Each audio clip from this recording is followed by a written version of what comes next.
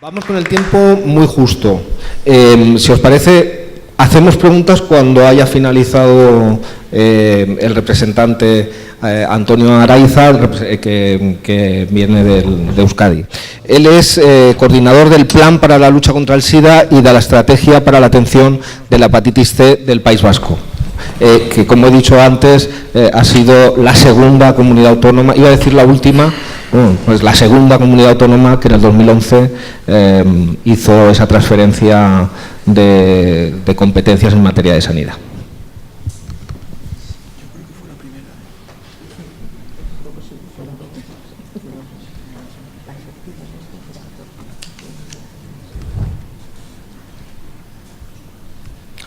Buenos días a todos, todas. Vamos a intentar, o voy a intentar ser un poco más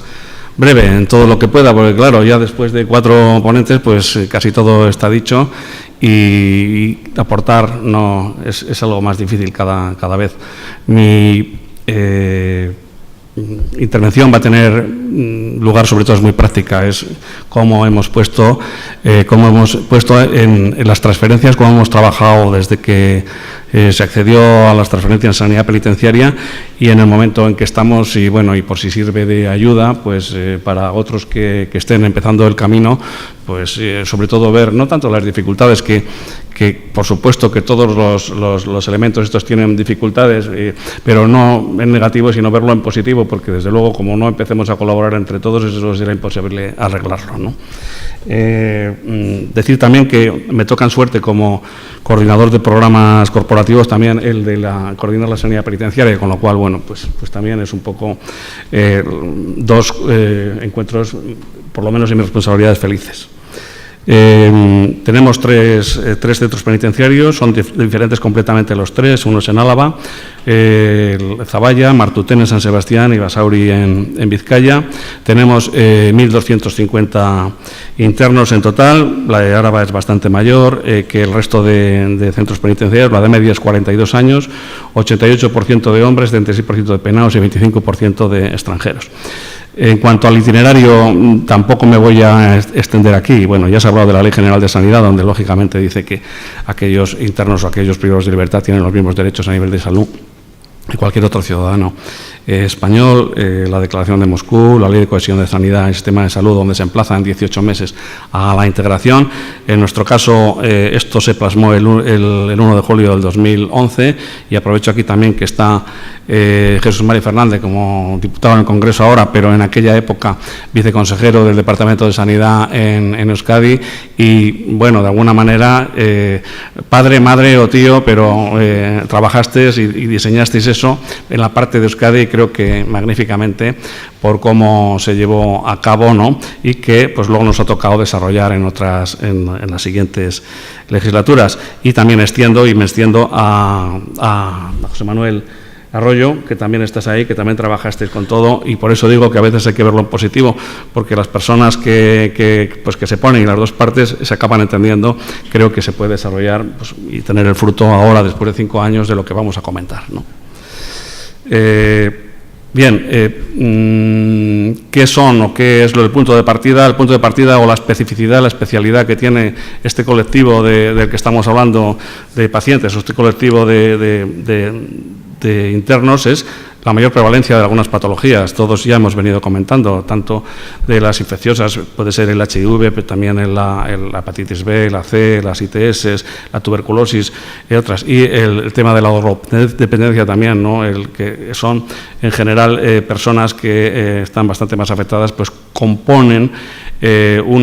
por no hablar de la salud mental, que también hemos comentado antes, componen un colectivo realmente muy importante a nivel sanitario y con unas necesidades muy importantes, mucho mayor que la población general dentro de estas necesidades, ¿no? Por otro lado, y es una cosa que a mí, por lo menos, dentro de la experiencia que tengo en todo este proceso, de transferencias es el tema de los procedimientos médico-legales que a un médico, vamos a decir, de un centro de salud de Bilbao, está a sus pacientes, está a lo que le pasa, pero no sabe, no entiende lo que es los procedimientos médico-legales, pero en una presión es muy importante y, vamos, creo que es importante desde el aspecto, hablo de lo que hacen los médicos, ¿no?, en las prisiones, desde el punto de vista, estas actuaciones médico-legales que son importantes, sobre todo, aparte por el propio paciente, por las consecuencias que tienen y por lo que significa de interacción con la parte, vamos a decir, funcionarial dentro de las prisiones que no son sanitarias.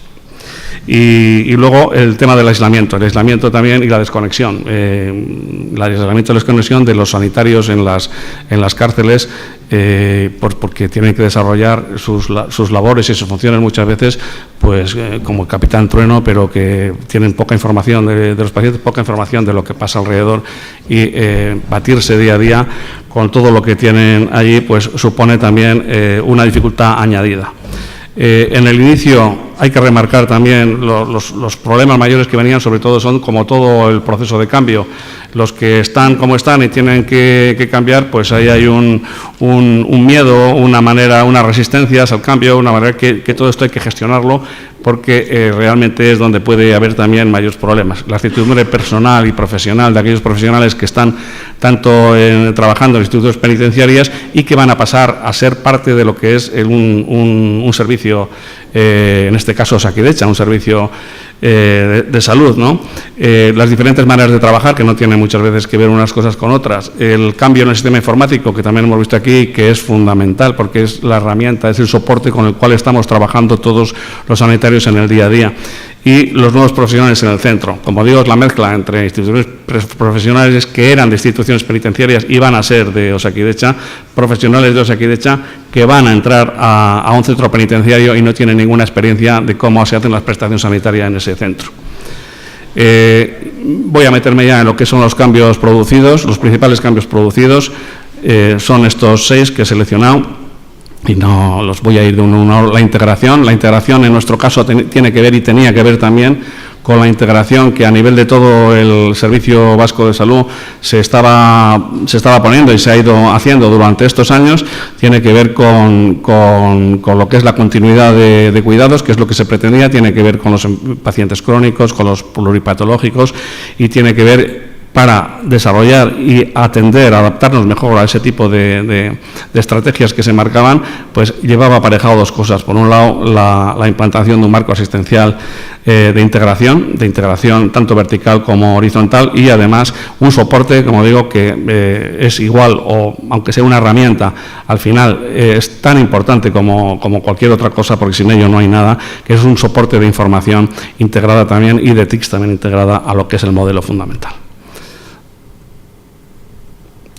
Para eso, pues la integración comenzó en el año 2010, finalizó en el año 2016 y hoy ya tenemos 13 organizaciones sanitarias integradas a nivel vertical, es decir, hospitales, atención primaria, especializada, ambulancias, en fin, todo lo que es el dispositivo asistencial de toda Osakidetza y además extendiéndonos esta vez en un tema más coordinación con el aspecto sociosanitario, con residencias de ancianos o con la comunidad.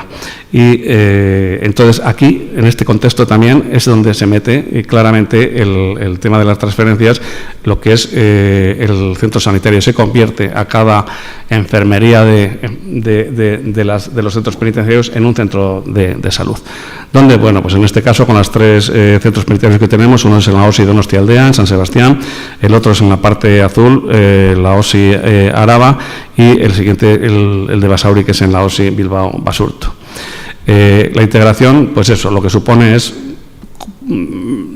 estar dentro de una organización sanitaria integrada estar a su vez dentro de la red integrada para estar en contacto y en la misma red que todo el resto de compañeros, ser lo mismo, es decir, se elige un JUAP. El JUAP, en nuestro jerga, es el jefe de la unidad de atención primaria. Hay también un responsable de enfermería.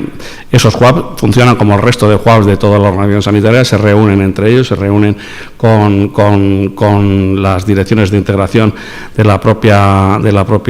OSI, y luego también forman parte también en la formación por parte de la comarca de dirección general, como cualquier otro profesional, y hablo pues sesiones clínicas como el resto. También otra parte de la integración tiene que ver con, dado que como se ha visto esta mañana, la gran abundancia de enfermedades y de pacientes con enfermedades de salud mental, tenemos nosotros una red de salud mental también, tanto en los 3 territorios, entonces poner un centro de salud mental también en cada centro penitenciario. Eso se hace, ¿cómo se hace? Bueno, pues se hace que bien el centro de salud mental, entre comillas, más grande del que puedas generar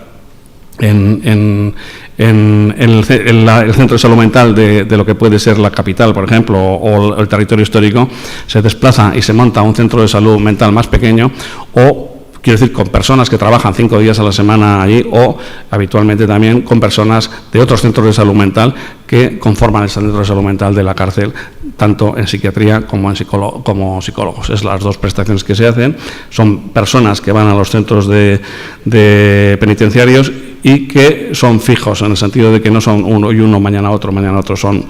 siempre los que están las mismas personas. El tercero sería la historia clínica informatizada. Como digo, sin esto no hay nada, y nosotros pues tenemos entre comillas, la suerte o el trabajo durante también muchos años de tener muy claras las cosas y saber hacia dónde íbamos. Saber hacia dónde vamos es saber hacia una historia clínica integrada y única para todos los profesionales de la red. Da igual de la atención primaria, de especializada, da lo mismo psicólogo, enfermera, cardióloga o de infecciones, ¿no? Por supuesto, mejora la atención y continuidad de cuidados y evita duplicidades y desplazamientos innecesarios, pero en el debe nos falta el que realmente estamos conexionados, toda la comunidad autónoma tiene la misma historia clínica, también los profesionales que trabajan en los centros penitenciarios, y los pacientes están inclusos en la historia clínica, pero es de nuestra comunidad, es decir, que nos falta el enganche con otras historias clínicas de otras comunidades, que bien es cierto que se está resolviendo, pero todavía está en esa fase, ¿no?, en la cual no hay una solución total. Nuestra historia clínica unificada, simplemente ver una visión de cómo es, y a la izquierda, pero lo voy a basar muy alto, es todo lo que va, en realidad va todo, tanto lo presencial, lo no presencial, tanto los informes como las radiologías, como los laboratorios, como lo que es la prescripción y dispensación de fármacos. A esto también lo que ya se ha iniciado es, desde hace ya un par de años o 3, lo que es la historia sociosanitaria, que se incluye dentro de la sanitaria. También es muy importante, todos conocemos la marginalidad, el desarraigo de muchos de estos reclusos que están ahí. También esta parte que se queda muchas veces fuera, también la incluimos, y bueno, iremos a la laboral, que ese es otro tema. Depósito de medicamentos también volvemos a ver que era un tema muy importante también. Entonces, lo que salió, creo que en el 2013, ya una orden de dispensación de que hubiera un depósito de medicamentos en cada cárcel. En realidad, sí fue desde el inicio de las transferencias. El depósito de medicamentos depende de cada hospital de referencia, y hay un farmacéutico hospitalario responsable. Si me he olvidado decir, con las prisas, de que cuando se conforma un centro de salud, como centro de salud, con las personas, enfermeras, médicos, de plantilla de Osakidetza, también acuden otra serie de profesionales, lo he dicho antes, con los psiquiatras y psicólogos dentro de lo que son centros de salud mental, pero también se incorporan en esta especialidad de que no es un centro de salud, entre comillas, normal. Se incorporan infecciosos, que pasan consulta también, se incorporan ginecólogos, y se incorporan también farmacéuticos de hospital, que son los que tienen encomendados fundamentalmente la gestión de lo que es el depósito de medicamentos, que lógicamente tiene la misma disposición, el mismo vademecum que cualquier otro hospital de nuestra red, que a su vez está todo centralizado, y pues como el resto de hospitales, es lo que es también la cartera y la dispensación. Hay que remarcar también que tener un especialista farmacéutico dentro de los centros penitenciarios, bien es cierto que no es a tiempo total, sino en función de esto puede ser un par de días o 3 días a la semana, que es lo que acuden. Es también muy importante, por lo que hemos visto aquí también en algunos otros temas, que es la conciliación de toda la medicación. Tenemos la fortuna por el sistema, por la historia clínica, de que tenemos toda la historia farmacoterapéutica del paciente en un mismo, en lo que es única. Entonces, eso permite, lógicamente, saber todo lo que está tomando el paciente, le dé el especialista, le dé el médico de las prisiones, le dé cualquiera, pero además de eso hay que conciliar. Y conciliar es algo que lo hacen habitualmente los médicos de prisiones, pero si está ayudado y apoyado por los farmacéuticos, suele ser bastante más fina y mejor la conciliación. La historia farmacológica común, hay una prescripción farmacológica que es igual a que estés en hospital, que estés en centro de salud, que estés en cualquier lado. Hay una dispensación farmacológica, como hemos visto, que en este caso es vía hospital, y hay una información del tratamiento activo del paciente que es único para todo paciente. Aquí vemos, por ejemplo, lo que puede ver el médico de familia, el médico, en este caso del centro penitenciario, de todo el tratamiento activo que puede tener este paciente y de cuál es la adherencia en función de cómo toma o no toma de cada medicamento también. La telemedicina también es importante aquí, fundamentalmente por eficiencia, por comodidad. A los internos no resulta muchas veces grato ir a los hospitales, ir a los centros de especialidad. Entonces todo lo que podamos hacer en telemedicina lo hacemos. También va enganchado en lo que es el foco y en lo que es el enfoque de nuestro propio sistema de salud, el generar otros canales de distribución no presencial de nuestros servicios, y aquí está fundamentalmente lo que más se usa, porque hay otras cosas que no usan, quizá por no disponer de un teléfono o de un móvil en las cárceles tan fácil como puede ser el Consejo Sanitario o puede ser el acceso a las APPs y a todo esto, pero lo que sí se usa es la videoconferencia, por un lado, a especialistas, estando el médico de la prisión también presente, y la consulta no presencial, la interconsulta no presencial, que eso es lo más habitual, en lo cual por medio de mensajería el médico del centro de salud de la prisión se contacta con los especialistas para que las dudas que tenga se la vayan resolviendo. Estos son cifras de a lo que se ha llegado a nivel general en temas no presenciales. La verdad es que son ya muy contundentes. El 21% de las consultas de atención primaria que se hacen en nuestra comunidad son ya a nivel no presencial, o las llamadas de Consejo Sanitario, o que ya tengamos 3.170 pacientes en telemonitorización.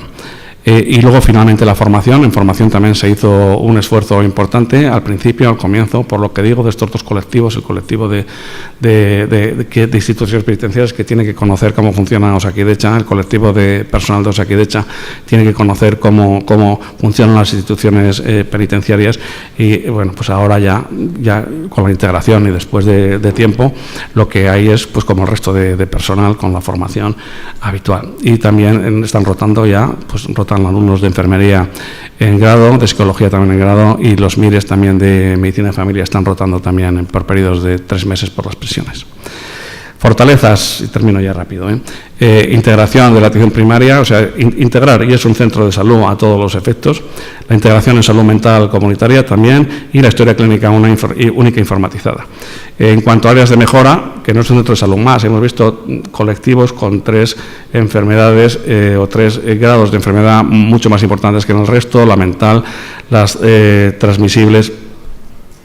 Y esto exige el que haya unas capacidades y capacitaciones especiales también, y una atención especial por parte de los profesionales en estos centros. Y luego nos quedaría también el compartir historias de ambas organizaciones en soporte físico. Decir que 5 años después, creemos que el modelo se ha consolidado. Hay una buena cohesión entre los ámbitos asistenciales, entre las estructuras que venían de un sitio y de otro. La continuidad asistencial está mucho más asegurada que antes. Aquí también es mejorable. Se habla de las ambulancias, de los médicos que van a domicilio para que a las noches puedan ir. O sea, todo esto podemos mejorarlo, y en esto estamos para mejorarlo, pero la continuidad asistencial la mejora muchísimo, y luego la mayor resolución diagnóstica, que también es importante, con el mismo objetivo de siempre, que creo que todos los intervenientes que tenemos aquí, que es dar una atención y unas prestaciones con la calidad, de mucha calidad, y con la equidad que creo que todos los ciudadanos de una comunidad, en este caso de la nuestra, requieren y necesitan, y es el objetivo de la prestación de todos estos profesionales. Gracias.